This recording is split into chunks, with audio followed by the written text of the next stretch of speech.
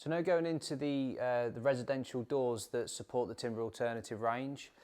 We have a range of different standard styles, but the nice thing with this product is you can tailor them to any sort of layout that you would like. So if you've seen any specific type of style of door, we can tailor this product to suit your requirements.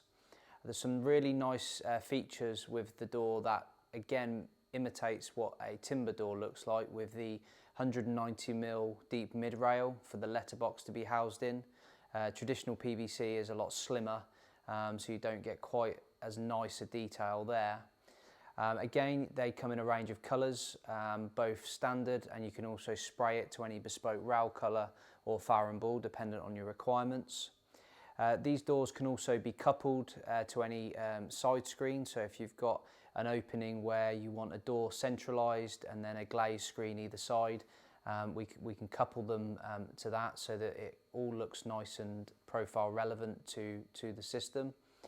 And they also do a range of French doors as well, so any opening that you would like to put some nice opening patio doors into, we can support that. And again, dependent on your type of look and feel, there's a range of hardware options, both traditional or contemporary, that you can choose from to support which type of product and style you're going for.